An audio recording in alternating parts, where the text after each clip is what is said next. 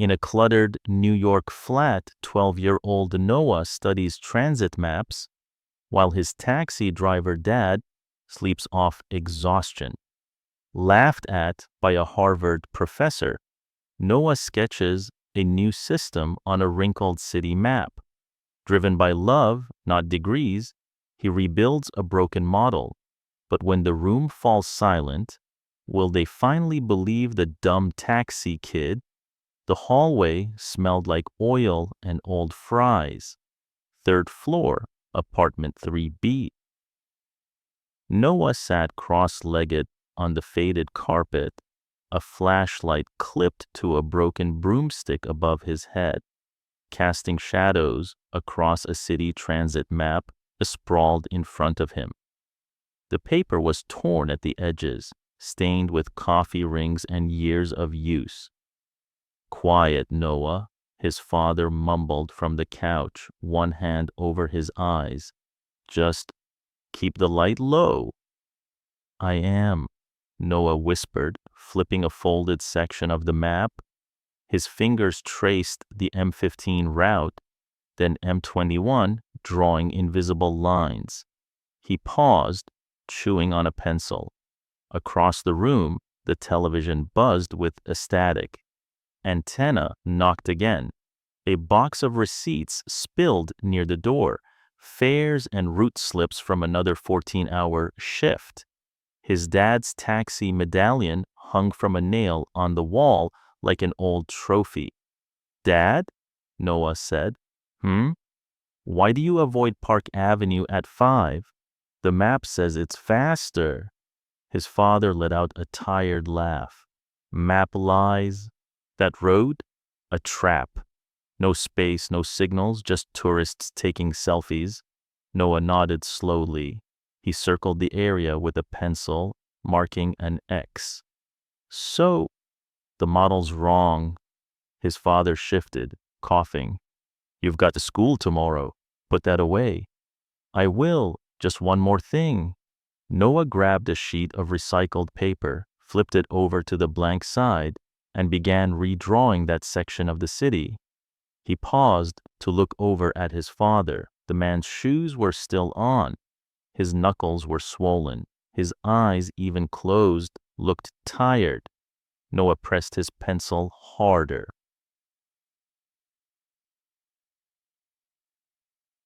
At school the next morning, Noah's mind wandered during math. The board said geometry, but all he saw were bus turns and choke points. "Mr. Castillo," the teacher said, "your attention, please." Noah blinked. "Sorry." He tucked the map fragment into his notebook, the edges curling from wear. It didn't matter. It wasn't homework. It was something else.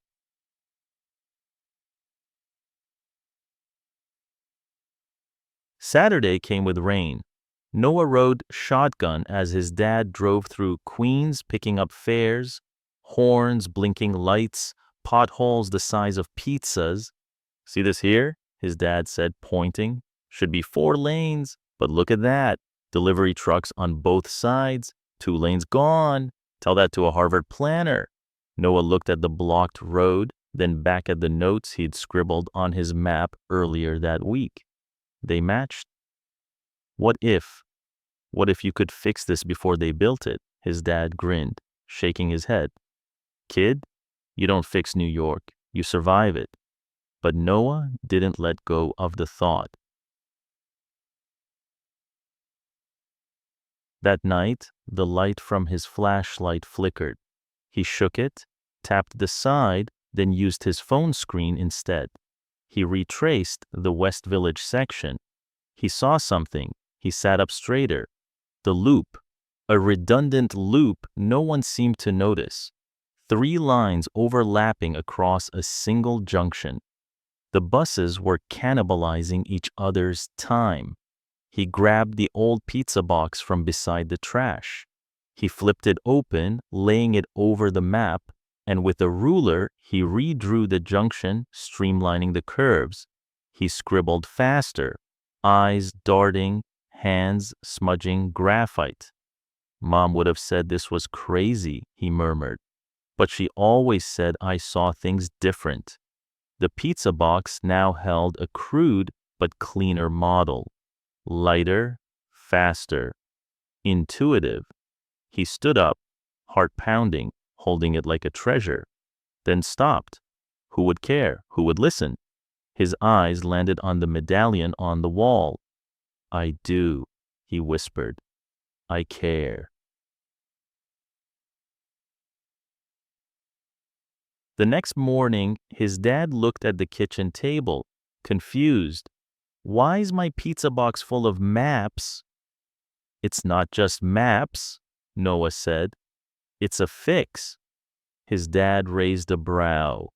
For what? For the mess out there. I think I found a better way. His father stared at him, then at the box, then back. You really believe that? Noah nodded. Yeah, and I think I'm right. His dad sighed. Then you'd better show someone who'll listen.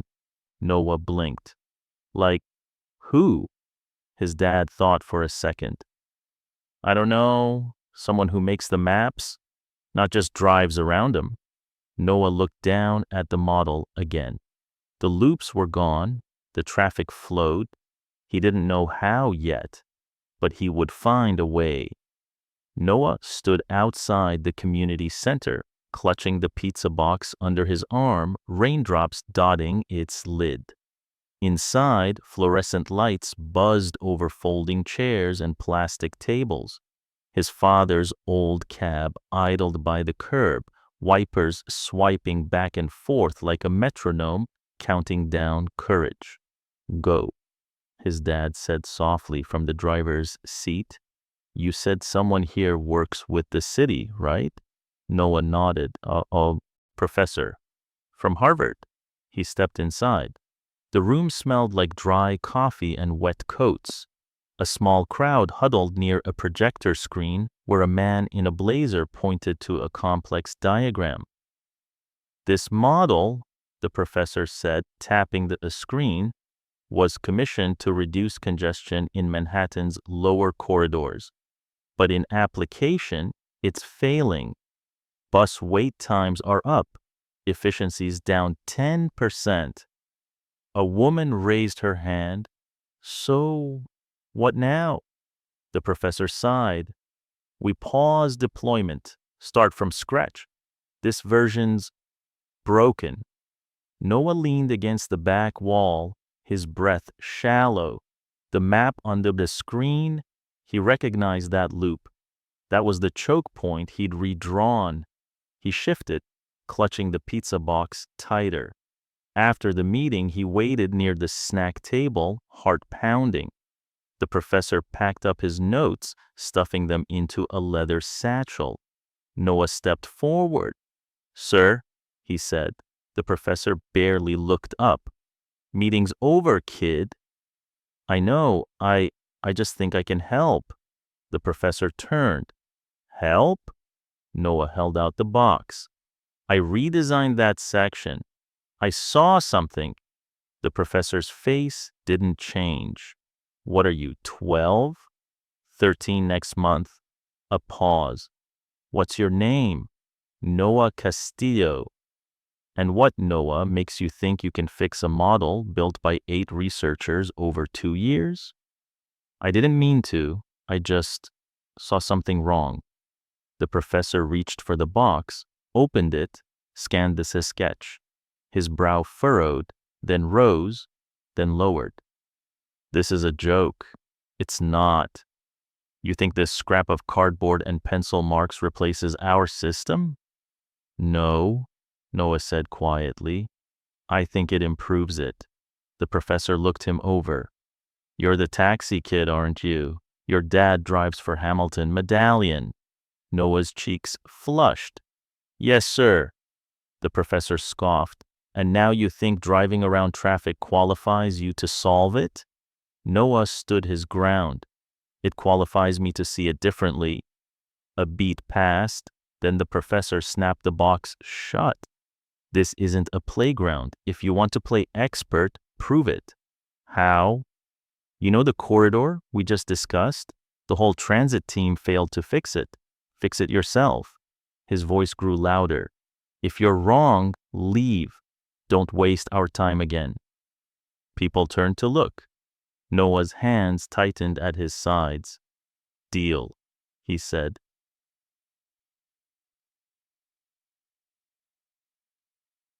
Back home, Noah spread the model across the living room floor.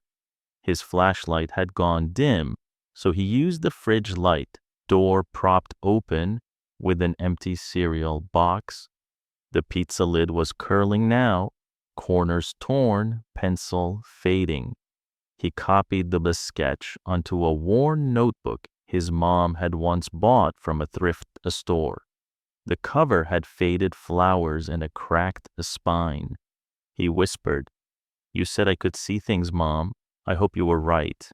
He stayed up through the night, cross-referencing city maps online, aligning real-time delays with his routes. He noticed the transfers were off, passengers stuck between zones. Buses were colliding with schedules that hadn't been updated for construction. Then he saw it, a ripple effect that spanned 3 neighborhoods, caused by a mistimed exchange in a 2-block segment. His pencil broke. He stared at it, fingers tight, eyes blurry. Then he reached for a broken pen, shaking it back to life. "Come on," he muttered. "Just a little more."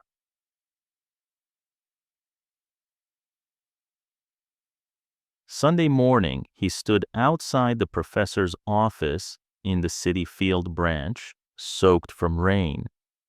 The notebook in his hand was damp but legible. He knocked.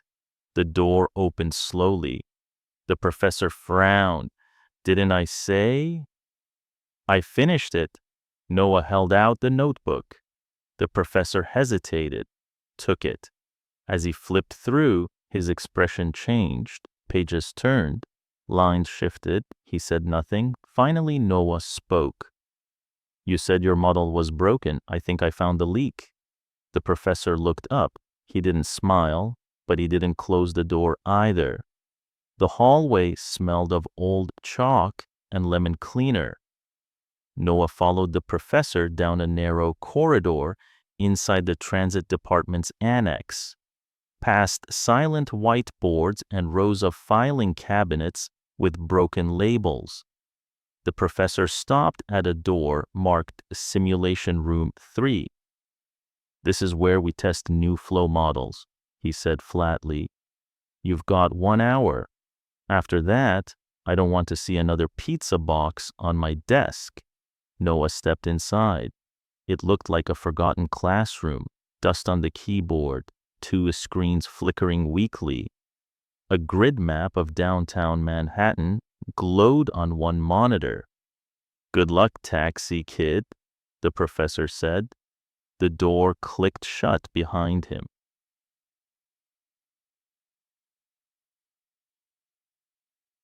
Noah sat, unzipping his backpack. Out came the worn notebook, edges soft from overuse, the cover wilting from last night's rain. He smoothed the pages and opened the simulation software like he'd seen in YouTube videos. One tab after another. Routes, buses, stops, data. It looked nothing like his hand-drawn model. His fingers hovered. Then, slowly, he began. Drag, drop, click, scroll. He adjusted Route M12, shaved 1 block, rerouted to overlap M10 at a shared corridor. A triangle formed.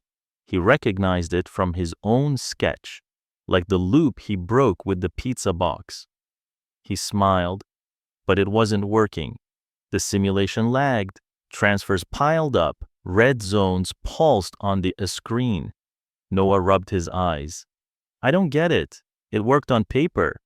He grabbed his pencil, but it was the broken one from the night before. The tip gone. He stared at it, then at the trash can, but he didn't throw it. Instead, he turned the notebook sideways. He flipped to a blank page and drew, not lines, but dots. People, movement, delay points. He looked at them as living things, not just data. Then it clicked. The problem wasn't the buses, it was the rhythm. He thought of his father braking at yellow lights, adjusting speed to time green waves, the way he skipped entire blocks when traffic turned bad. Noah whispered, "It's not route first, it's flow first." He opened a fresh layer on the screen, started over. This time, he didn't begin with roads. He began with movement. He placed nodes at intersections where people waited longest, not where routes were cleanest. The map looked strange, uneven. Some areas over-connected, others threadbare. But it worked. The red zones began to fade. The simulation picked up speed. Transit times dropped. Wait shortened. Noah stood, staring at the screen, a perfect ripple. Outside the room, the professor looked up as the door creaked open. Noah stepped out, holding the notebook. "I'm done." The professor walked past him into the room. He stared at the screen for a long time. "What is this?" "I called it rhythm modeling," Noah said. "It's not about the grid. It's about how movement interacts. Like music, one bus sets the beat for the next." The professor turned slowly. "That's not how we do it." "I know," Noah said, "but it works." He held up the notebook. The page opened to his flow diagram, curved like waves, not grids. The professor blinked, then nodded. "Wait here." He stepped into an adjoining office. Muffled voices followed, disbelief, then curiosity. Noah sat down on a bench, fidgeting with the broken pencil in his hand. Minutes passed. Then the professor returned, a different tone in his voice. "You just created a functional rhythm overlay for a $1.6 billion transit model using a notebook and a broken pencil." Noah looked up. "And a pizza box." The professor chuckled, stunned. Noah smiled, but it faded quickly. "Will they listen?" The professor paused. "I don't know yet, but I am." He nodded at the notebook. "May I keep this?" Noah hesitated, then tore out the page, handing it over. "Keep the model," he said, "but I'm keeping the notebook." The professor nodded. "Fair trade." As Noah walked down the hallway, he pressed the notebook to his chest, the pencil tucked inside. For the first time, he didn't feel like he was carrying scraps. He was carrying proof. The lecture hall echoed with murmurs. 100 folding chairs packed tight, all facing the projector screen where Noah's transit simulation glowed in blue and red. The professor stood beside him, arms crossed, silent. Noah held his worn notebook, fingers tracing the edge. The broken pencil was tucked behind his ear. "Ladies and gentlemen," the professor began, "this model was submitted anonymously 3 days ago. Today, we'll reveal its source." A student in the front row leaned over. "Probably another MIT grad." Another whispered, "Watch it be AI generated." The professor turned. "Noah Castillo, stand up." Noah rose slowly. He barely reached the podium. He felt the room stiffen. Someone laughed. "That kid's what, 12?" "13, Noah said quietly. The room fell silent. "13? the professor confirmed. Son of a taxi driver. Lives in the Bronx. No formal training. No lab access. He gestured at the screen. And yet, this model reduced average transit wait time by 17%. Another student raised a hand. Wait, this was designed by a middle schooler? The professor nodded. From a pizza box sketch and a broken pencil. A voice from the back barked out a laugh. So now we're letting taxi kids redesign New York? Laughter rippled through the crowd. Noah's face burned. He stepped forward. I didn't come here to pretend I'm something I'm not. I saw my dad drive routes that never made sense. I watched him come home too tired to eat. So I fixed it. Not for you, for him. A hush followed. Then another voice. Sharper. Older. You fixed it? Everyone turned. A man stood near the back. Silver hair. Blazer open. Dr. Kenneth Shaw, head of urban modeling. Noah nodded. Yes, sir. I found a rhythm between roots, like tempo in music. I used transfer congestion points to resequence flows. Dr. Shaw squinted. With no training? Noah opened his notebook and turned to the hand-drawn rhythm diagram. With this, the man stepped forward, took the notebook, and studied it a beat, then two. You're not wrong, he murmured, but your methods, they're unconventional. Another student piped up, more like childish. Noah met their eyes. Maybe, but childish fixed what you couldn't. The professor coughed into his hand, trying not to smile. Enough, Shaw said. Let's be clear. This boy has no degree, no credentials, no right to stand in this room. Noah's heart dropped. But, Shaw continued, he does have results. A few heads turned, eyebrows raised, which is more than I can say for half the people in this room. A quiet gasp spread. Shaw handed the notebook back. Don't expect this world to clap for you, kid. It rarely claps for truth, especially when it comes in sneakers. Noah whispered, I didn't come for claps. Shaw nodded. Good, because they'll laugh before they listen. As the room cleared, Noah stood alone at the podium. He opened his notebook again, eyes falling to the smudged lines on that original page. Creased, faded, imperfect, but still there. His dad appeared in the doorway, cap low over his eyes. How'd it go? Noah shrugged. They laughed. His dad walked closer, placed a hand on his shoulder. Then you're in good company. You know how many laughed when I said I'd buy my own cab one day? Noah looked up. Did you? I did, his dad said with a small grin. But I lost it after your mom got sick. Life changes routes, kid. But we don't stop driving. Noah nodded. Behind them, the screen still glowed with his model. A single red zone flickered once, then turned blue. Noah didn't see it. He just closed his notebook, tucked the pencil inside, and said, Let's go home. The next morning, the sky was gray, heavy, the kind of sky that made New York feel smaller. Noah sat in the hallway outside the transit faculty conference room, notebook in hand, thumb tracing the torn edge of the cover. The broken pencil lay across his lap, shorter now, nearly useless, but still there. Inside, voices rose, frustrated, urgent. Noah Castillo, someone called. He stood. The door creaked open to a crowded room. Professors, city planners, and a digital map stretched across the wall, pulsing with error zones in red. Dr. Shaw turned. Come in.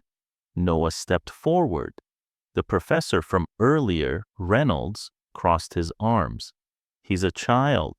Another planner scoffed. We're really doing this? Shaw raised a hand.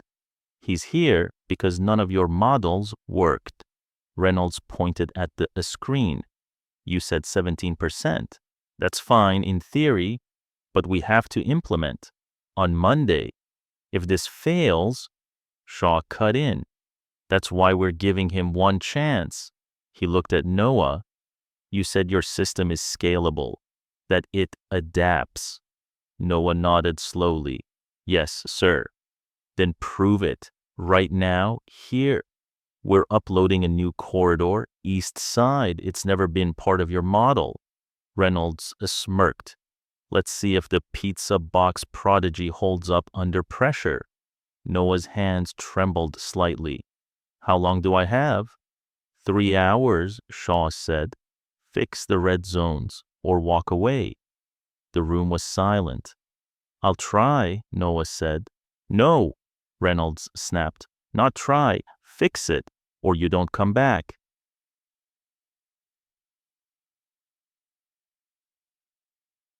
They gave him a terminal in the corner. No mouse. One flickering screen, and a city block he'd never studied before. Noah opened his notebook. The page from last night was still damp, smudged. He flipped to a clean one. His pencil snapped as soon as he pressed down. He stared at it, then dug in his backpack for the recycled pizza box fragment he had folded and kept. He used the edge as a ruler and the graphite nub between his fingers. Outside the conference room window, taxis crawled down 2nd Avenue. He thought of his father. One wrong light, one delay. That was hours off the clock. Flow first, he whispered. Grid second. He drew the route patterns by rhythm, not by lines. He highlighted transfer choke points in green, realigned cross stops. He built the corridor around movement, not order. The screen beeped. Time 2 hours left. His hand cramped. The nub of the pencil slipped. He stabbed his finger accidentally. Blood. Just a little. He pressed the cut into his jeans and kept going. An hour later, he uploaded the new flow model. The simulation began. The red zones pulsed, and then, one by one, faded. Transfers cleared. Delay times dropped. The system stabilized. He leaned back, breathing hard. His heart was pounding so loudly he barely noticed the room had fallen quiet. Reynolds walked over. He looked at the screen, then the printout, then Noah. This can't be right. Shaw stepped in beside him. I triple-checked it. It's accurate. Reynolds narrowed his eyes. Who helped you? No one, Noah said. Just the notebook. Reynolds sneered. It's still amateur work. Shaw turned to him. It's better than ours. The room shifted. Some folded their arms, some looked down, others just watched the boy, with the smudged fingers and the broken pencil stub clenched between them. Noah stood, silent. Then Shaw turned to him. What's this all really about, Noah? Noah held up his notebook. My dad drives these streets. Every mistake on your screen is a longer day for him. I don't want him hurting because someone in a suit couldn't see what was broken. Shaw nodded once. Then louder, he said, You've passed the challenge, whether the rest of them admit it or not. Noah let out a breath he didn't realize he'd been holding. Reynolds muttered, This isn't over. Noah looked him in the eyes. No, it's just starting. And he put the broken pencil back behind his ear. The apartment was silent except for the hum of traffic and the ticking kitchen clock. Noah sat at the fold-out table, legs tucked beneath him, eyes locked on the map lit by a desk lamp with a flickering bulb. His dad lay asleep on the couch, one arm draped over his eyes, shoes still on. Noah rubbed his temples. The corridor from Midtown to the Lower East Side still unstable. His model held up during testing, but real-time traffic patterns were shifting again. A construction reroute had thrown everything off. He flipped open his worn notebook.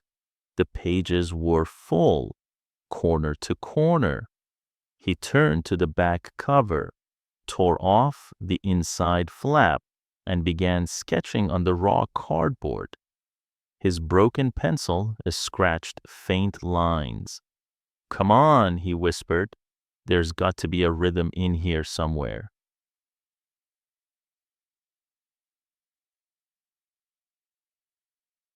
Hours passed. The fridge light blinked on. His dad stood in the kitchen, hair messy, rubbing sleep from his eyes. "You still at it?" Noah didn't look up. The corridor shifted. "My system needs a new sync point. I'm trying to re-anchor the loop between Bowery and Avenue A." His dad blinked. "I don't know what that means." "It means buses are backing up again. People are waiting too long. Drivers are doubling shifts." His dad walked over, looked down at the table. Sheets, pizza box scraps, bent paper clips. Noah's pencil snapped again. He cursed under his breath. His dad picked up the half pencil, looked at it, then set it down. "Use mine," he said, pulling a pen from his jacket pocket. Noah shook his head. "I need to feel the pressure. Pencil tells me when I'm forcing it." His dad smiled. "You sound like your mother." Noah paused. "She used to say that," his dad continued, "when she sketched dresses on napkins," said the pencil whispered when the line was right. Noah looked at the scraps on the table. Recycled paper, empty boxes, a simulation printed with streaks from a low ink printer. Then he reached for the broken pencil again, wrapped tape around the bottom and sharpened it with a blade from a pencil sharpener missing its case. "I won't give up," he said. "Not when I'm this close."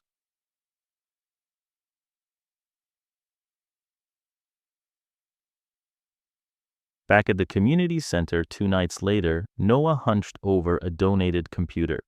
A janitor passed by, gave him a nod. "You here again?" Noah nodded, fingers flying across the keys. "City's updating transit sensors. I need to match my intervals to the new ping rate." The janitor chuckled. "Whatever you say, genius." Noah smiled faintly, then paused. The sensors. He opened a new tab, dug into public data logs. His eyes scanned numbers, intervals, delays. Then he saw it. The new sensors weren't lagging. They were out of sync with traffic lights. He whispered, "The lights are offbeat. That's the snag." He pulled out his notebook and started a new page, labeling it Signal Sync Override.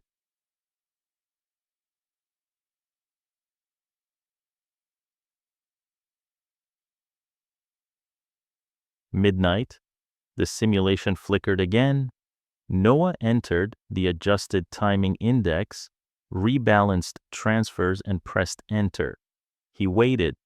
A beep. Then the red zones turned blue, one by one. From Midtown to the riverfront, transit times dropped 28%. He blinked, mouth open. It worked. Not just a patch, a full dynamic override. A system that could flex with live changes, construction, events, even power outages. He backed up the file to a USB drive, tucked it in his sock just to be safe, and leaned back. His fingers were stained with graphite.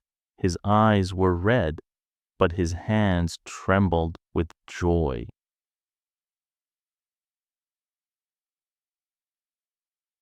As he left the building, the janitor stood outside, leaning on a broom. You get it working? Noah nodded. Good, the man said. Most people in there talk big. But you? He pointed to the broken pencil in Noah's pocket. You work small. That's where change starts. Noah smiled, stepping into the night. He had no degree, no title, just a worn notebook, a taped pencil, and a model that could change the way a city moved. And he was just getting started. The lecture hall buzzed like a beehive. Rows of professors, planners, and policy officials filled every seat, murmuring over printed reports and data charts. The screen at the front flashed the words, Rhythmic Adaptive Transit Model, Live Results. Noah sat behind the podium, knees bouncing, worn notebook in his lap. His broken pencil, taped and dulled, peeked from his pocket. Professor Shaw leaned over. You ready? Noah nodded, barely. I hope so. Shaw stepped up to the mic. Ladies and gentlemen, 3 weeks ago, our city faced a failing corridor design. Delays, congestion, broken transfers. No one could fix it. A few officials grunted, arms crossed. Shaw continued. Until this student, Noah Castillo, offered a rhythm-based solution. No algorithm, no formal degree, just intuition, observation, and grit. He gestured toward Noah. Noah stood slowly, heart hammering. He opened the simulation file and pressed play. The map lit up. Dozens of red zones blinked across the city. Slowly, as the new timing patterns activated, the red zones shifted to orange, then yellow, then blue. The hall fell silent. Wait times dropped. Transit speeds rose. Gridlock cleared across 3 boroughs.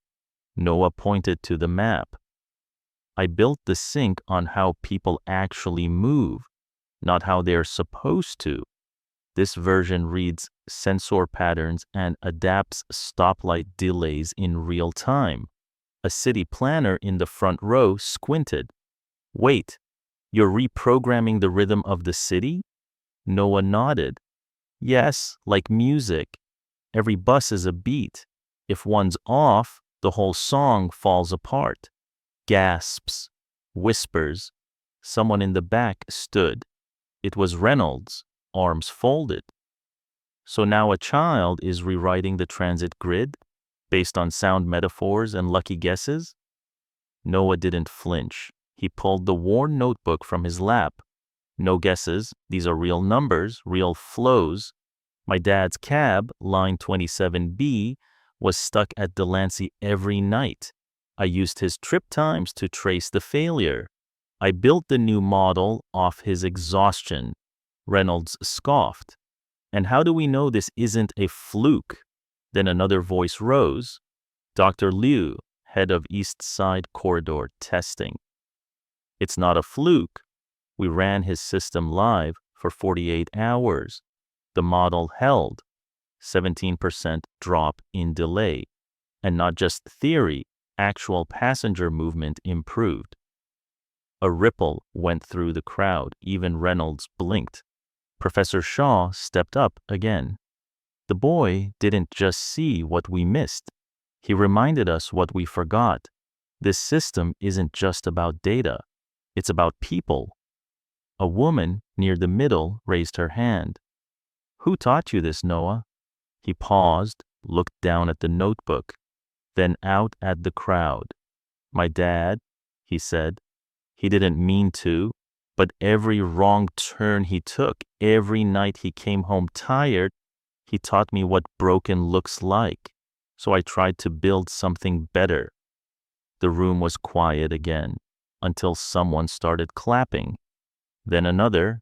Then the room burst into applause. Noah stood frozen, unsure what to do with his hands. He just held the notebook close. Later in the hallway, as people poured out, Shaw patted his shoulder.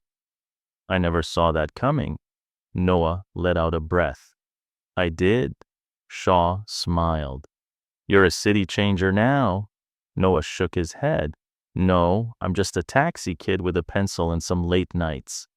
From behind, a familiar voice called out. His dad, jacket stained, hat in hand. I saw the light at change near Lafayette tonight, he said. No gridlock. I thought maybe you had something to do with that. Noah smiled. Yeah, that was me. His dad walked up, eyes glassy. You did it, son. Noah tucked the pencil back behind his ear. We did it, Dad. And for the first time in weeks, the city outside felt quiet, balanced, like it was finally listening. The apartment was quiet. Just after midnight, dishes in the sink, rain tapping the window like a slow metronome. Noah sat on the floor, back against the couch, worn notebook in his lap. The broken pencil spun slowly between his fingers. Across from him, his dad sat in his work boots, unlacing them with tired hands. You should be sleeping, his dad said gently. I know, Noah replied. I can't stop thinking about today. His dad leaned back, one arm across the armrest. You had 'em. Every one of those big shot planners, silent. Noah looked down at his notes. They listened because the system worked, not because it was me. His dad studied him. You're not wrong. The world sees the work before the worker. But sometimes the right story changes that. Noah looked up. What story? His dad reached into a drawer near the kitchen, pulled out a small envelope, weathered at the corners. He handed it to Noah. This was your mom's, he said quietly. Inside was a single piece of paper, folded 3 times, a dress design, sketched in pencil, delicate curves and thread patterns traced by hand. Noah's voice caught. I forgot she did this. She never went to school for it, his dad said. Didn't have the money, but she used to draw these at night. After cooking, after laundry, every time you were asleep, she'd be sketching. Noah's throat tightened. She said something once, his dad continued. You don't have to be seen to make something beautiful. Noah touched the pencil lines on the page, the same kind of graphite, the same kind of hope. He looked at his dad. I want to be seen, but not for me, for you, for her. His dad gave a soft smile. You already are. You think I don't see you, sitting here, working out traffic lights, while the city sleeps? Noah looked back down. She never saw this part of me. She did, his dad said. You were 6. She caught you drawing city blocks on the back of a cereal box. You said you were fixing the streets so her feet didn't hurt walking to the laundromat. Noah blinked, stunned. You don't remember that? He shook his head. No. She cried, said then he sees the city clearer than they ever will. The room fell quiet. Noah opened his notebook, turned to a fresh page, and started drawing again. Only this time, not for simulation, not for school, just for her. A map of their neighborhood, lined with safe sidewalks, slow streets, shaded bus stops. A city that felt gentle. His dad watched him. What's this one called? Noah thought for a moment. Rest. His dad raised an eyebrow. It's what I want for you, Noah said. What she never got. The pencil lead broke again. Noah sighed. Second one today. His dad stood, walked to the drawer, and pulled out a small plastic cup. Inside were bits of broken pencils. 4, maybe 5. I kept the ones you tossed, he said. They've got work left in them. Noah picked one up, short, chipped, but still ready. He held it like a baton. I don't know if they will ever really accept me, he whispered. His dad leaned down and pressed a hand to his shoulder. Maybe not, but they can't ignore you now. You earned that. Noah nodded, then closed the notebook, tucked the pencil stub behind his ear, and whispered, "This is for her." Outside, the rain slowed. Inside, the city kept moving, its rhythm shifting quietly under the weight of one boy's memory and one family's story. The hallway outside the transit lab buzzed louder than usual. Whispers, glances. Someone stopped mid-conversation as Noah walked past. He clutched his worn notebook tighter, broken pencil tucked behind his ear. A flyer was taped to the lab door. Emergency review. Unauthorized work under investigation. Noah froze. Inside, the room was packed. Shaw stood near the window, arms folded. At the center, Reynolds pointed to a screen flashing code. "This algorithm," Reynolds said, "was too advanced for a middle schooler. Someone helped him, or he took it." A few planners nodded. Noah stepped forward. "I didn't take anything." Reynolds didn't even turn. "That's what every kid says when they're caught too deep." Shaw's jaw tightened. "There's no evidence of misconduct." "Exactly," Reynolds said, spinning around. "Which makes it worse. His notes are hand-drawn. The files don't match any existing template. It's almost too clean, suspiciously clean." Noah's chest tightened. "You think I faked it?" Reynolds sneered. "I think you built off something you don't understand." Noah opened his notebook, flipped to the rhythm diagrams. "Then explain this. Show me where I copied it from." Silence. The room shifted. A planner near the back muttered, "It does look original." Reynolds stepped closer. "You want a seat at this table? Earn it. Prove you didn't cheat." Noah looked around. "How?" "Present everything," Reynolds said. "Your data, your process, your sources, right here, right now." Shaw stepped forward. "He doesn't owe you a defense. We've tested his model." But Noah held up a hand. "It's okay, I'll show them." He took a marker from the whiteboard tray, then turned to the glass wall beside them. He began drawing. Slowly, the first loop, the sync error, the adjustment point where buses staggered and reset rhythm. "I started here," he said, "from watching my dad get stuck in traffic. Then I traced the delays back through real-time feeds. You can cross-check the timestamps. They're in the notebook." He reached into his backpack, pulled out a stack of recycled paper, all covered in handwritten transfer logs. I couldn't use official software, so I made my own system, pencil and time. Reynolds looked at the mess of notes. "That's not a system. That's the scrap paper." Noah turned to face him. "It's more than what you had when the corridor failed." Gasps. One professor stifled a laugh. Another whispered, "He's not wrong." Reynolds stepped back. "You're still unqualified. No degree, no clearance. You don't belong here." Noah's voice didn't shake. "Maybe I don't, but neither did the problem, and I fixed it." Then from the doorway, a new voice. It was Dr. Liu. She held a folder. "Enough," she said. "We reviewed the source logs, all original, no duplication. His timestamps match live sensor delays down to the second." Reynolds turned. "You went around the board?" "I went for the truth," Leo said. "And the truth is, the kid's smarter than half of us." The room fell quiet. Noah stood still, breathing heavy. Shaw stepped beside him. "Stand your ground, Noah. Don't let them erase what they couldn't build." Noah nodded. "They can't erase me. I made this with a broken pencil, and a tired dad. You can't fake that? He placed his notebook on the table.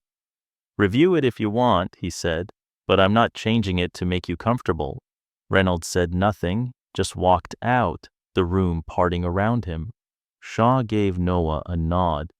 You've got more than a model, you've got a voice.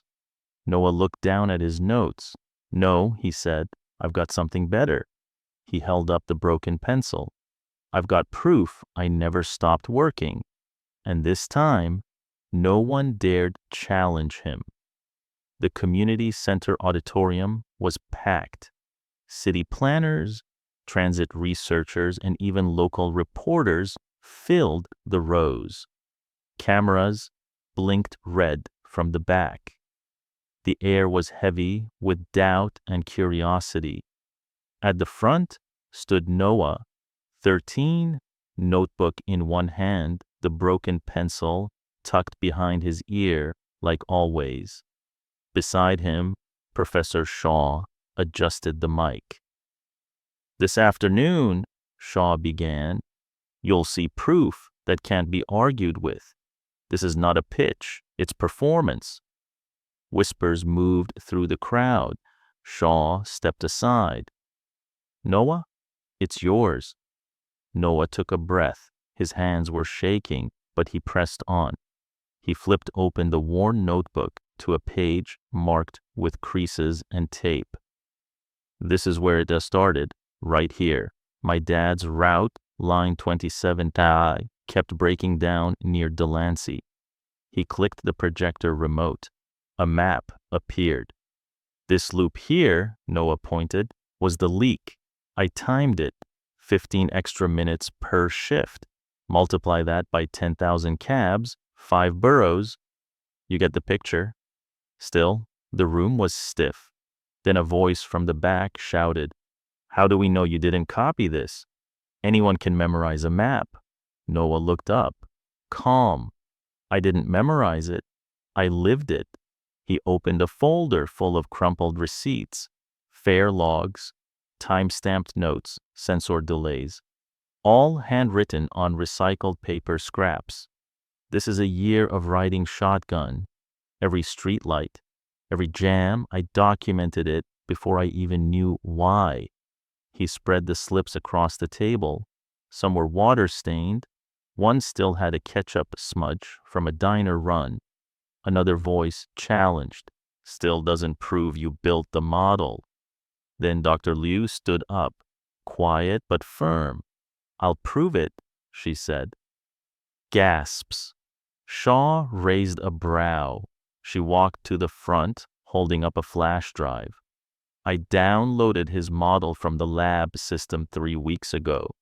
What you don't know, Noah's version doesn't just adjust routes, it predicts failure zones 48 hours in advance. I compared it with city grid failures from last weekend. She turned on the second screen. Red dots lit up, intersections that had clogged on Saturday. Then she overlaid Noah's predictions. Perfect match. The room fell still. Noah looked down, voice softer. I didn't just react, I watched. I listened. My model doesn't fix traffic, it understands it. Another planner leaned in. This is impossible. Shaw smiled. Exactly. The crowd leaned forward now. A young reporter raised a hand. Noah, what did you use to build this? Noah held up the notebook. This. He pulled the pencil from behind his ear. And this. He placed both on the table like sacred tools. My laptop overheats. I don't have the software you use. But I had a wall map and my dad and a year of watching New York move wrong. Silence again. This time, reverent. Shaw stepped forward. The academic board demanded proof. You now have it, page by page, block by block. He looked out at the crowd. You don't have to like the answer, but you can't deny it. A round of applause started, hesitant, scattered, then grew. Dr. Liu turned to Noah. They can't deny it now. Noah stared at the screen, at the routes, the loops, the rhythm. He whispered, "This is my work." At the back of the room, his dad stood, hands in his pockets, quiet pride in his eyes. Noah met his gaze, and for the first time since this all began, he smiled, not because he won, but because he had nothing left to prove. The sun hung low over the city, casting soft gold across the cobblestones of the university courtyard. Noah sat alone on a bench outside the transit center, notebook in his lap, pencil in hand. He wasn't drawing routes this time, just lines, loops. His dad's shift had ended late. They hadn't even eaten dinner. He sighed, closed the notebook. A door creaked open behind him. Professor Shaw stepped out, holding a folder. "Noah," he called gently. Noah turned. Shaw sat beside him. "This morning, the dean reviewed your model, and the board reviewed your hearing. Reynolds resigned." Noah blinked. "He what?" "He won't be coming back. Some people can't handle being wrong." Noah nodded slowly. "So, that's it?" Shaw shook his head. "Not quite." He handed Noah the folder. Inside, a letterhead. Harvard University, Office of Advanced Placement. Noah's mouth parted. "What is this?" "An offer," Shaw said. "Full academic mentorship, early admission track, scholarship to cover everything, tuition, housing, transit lab access." Noah stared at the words like they were in another language. His hands trembled. "You mean I'd go to Harvard?" "You already belong here," Shaw said. "This just makes it official." Noah shut the folder, holding it tight. "But I'm not ready," he whispered. "I don't have the background, the training. I'm just a kid with a notebook and a broken pencil," Shaw finished. "Exactly the kind of mind we need." Noah didn't speak. Shaw looked at him. "You believe in the city, Noah. You understand movement, not just on paper, but in people. We want to build this future with you." Noah looked down. "I don't even know how we'd afford the commute right now. My dad's already—" Shaw cut him off. "The offer includes a relocation grant. Your father can stay nearby. And we'll arrange evening classes so you can still help him if you want." Noah's eyes welled. "This is really happening?" Shaw smiled. "It's happening because you earned it, not because we're generous, because we're finally paying attention."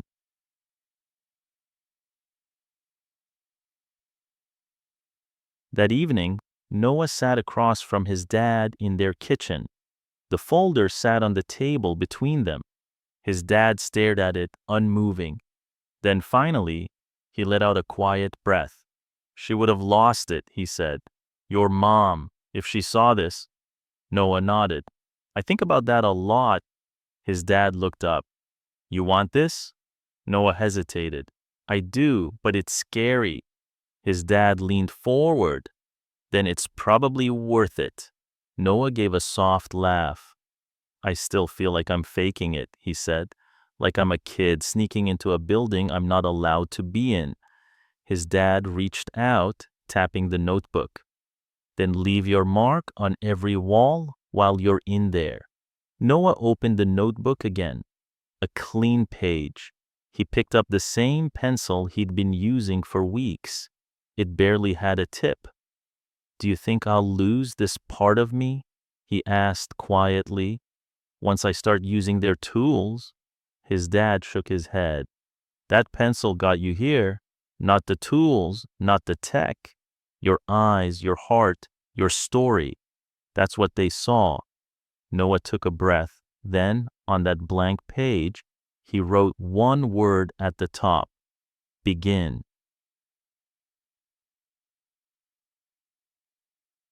Later that night, The apartment lights dimmed. Noah sat by the window, watching the streets below.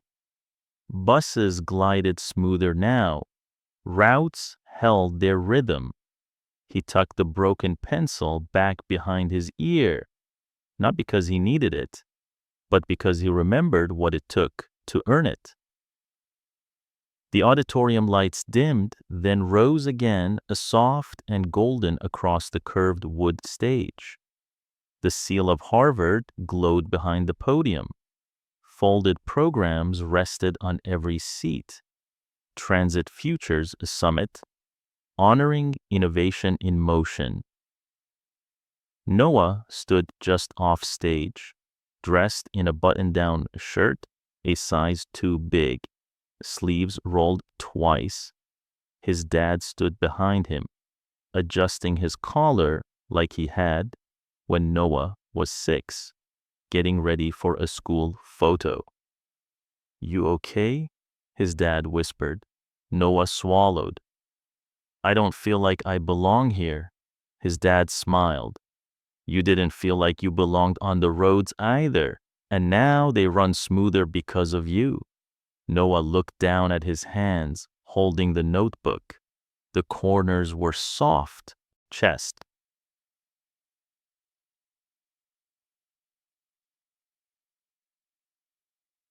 Back home that night, they didn't throw a party, just warmed leftovers and sat at the tiny kitchen table.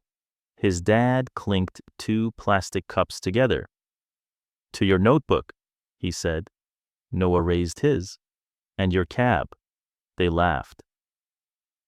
As the night wore on, Noah returned to his spot by the window, opened the notebook one more time. This time, he started a new page, labeled it Harvard Phase Zone Expansion Model. He sharpened what was left of the pencil, pressed it to paper, then paused. He turned, looked at his dad, fast asleep now, shoes off, a rare softness in his face. Noah whispered, "Rest easy, I've got this now," and began to draw. The morning air smelled different now, not of exhaust and anger, but motion and calm. Noah stood outside the community center, holding a fresh printout of the city's new transit flow report. At the top, Castillo Model Integration, Phase 2 complete. Behind him, buses glided smoother through the East Village. People waited less, drivers smiled more. A woman with a stroller passed by. "You're that kid, right? The one who fixed all this?" Noah smiled. "Still working on it." She nodded. "Well, thank you. My son used to cry waiting for the bus. Now it's always on time." Her son peeked out from the stroller, waving. Noah waved back. Inside the center, the projector flickered with live data. Dots danced across borough maps. Blue and green, very little red. Professor Shaw stepped in behind him. 42% drop in complaints this month. Noah grinned. "That's more than our first goal." Shaw handed him a sheet. "You might want to see this." It was a memo. Department of Transportation, National Outreach. Noah scanned it. "They want to pilot the model in Chicago?" Shaw nodded. "And after that, maybe more." Noah exhaled. "That's big." Shaw chuckled. "Your notebook's gone global, Noah." Noah reached into his bag and pulled it out. Edges torn, spine cracked, pencil still tucked into the fold. "This little thing?" Shaw looked at it. "That little thing reimagined how people move."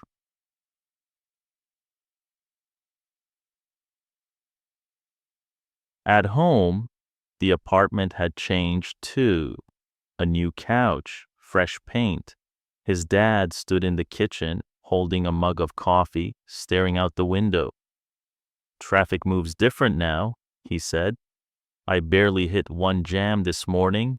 Noah dropped his bag near the door. That's the new split-lane timing I tested last week. His dad turned.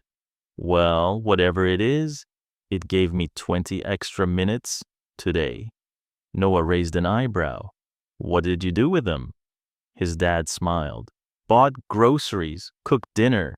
Haven't done both in years. Noah sat at the table. This is for them, he said softly. Who? Everyone like us, working long hours, missing sleep, just trying to make it home on time. His dad nodded. They see you now. Noah looked down at the pencil in his hand. They don't have to see me, he said. Just the routes, just the flow.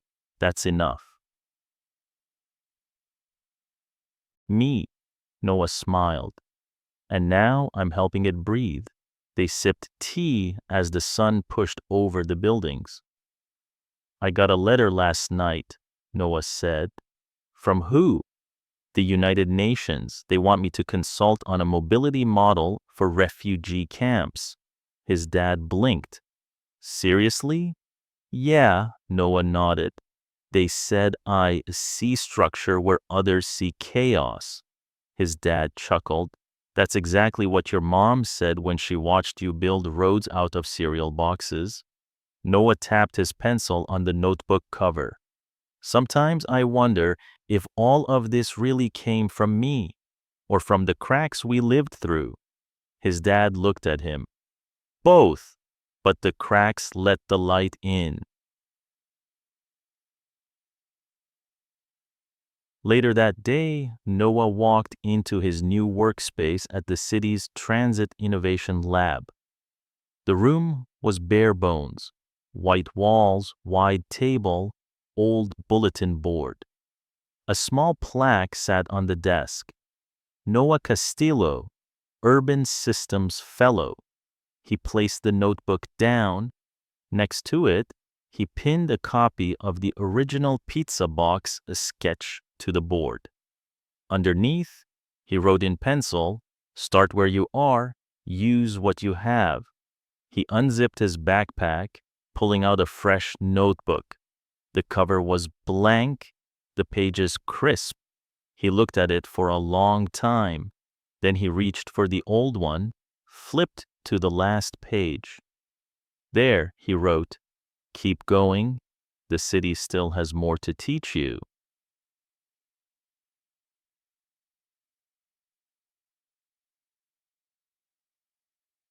That evening, the community center held a quiet celebration.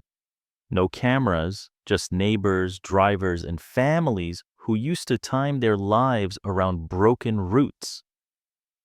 One by one, they approached him.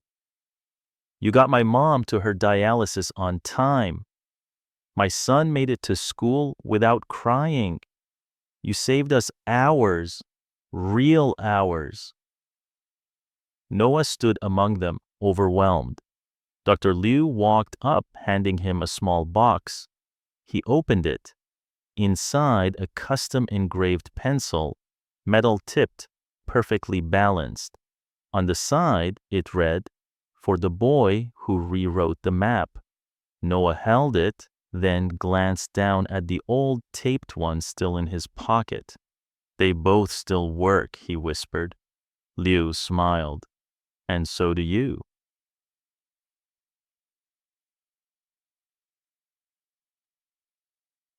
Later that night, back on the rooftop, Noah opened the new notebook. The city below buzzed gently, lights dancing in rhythm. He drew one line, then another, no grids, just flow. "I don't know where this goes," he whispered, "but I'll guide it anyway." He paused, looked up at the stars, then he spoke to the wind, to the streets, to the systems that once shut him out. "Talent isn't where you drive," he said softly. "It's where you dare to guide." And as the city moved beneath him, Noah wrote on.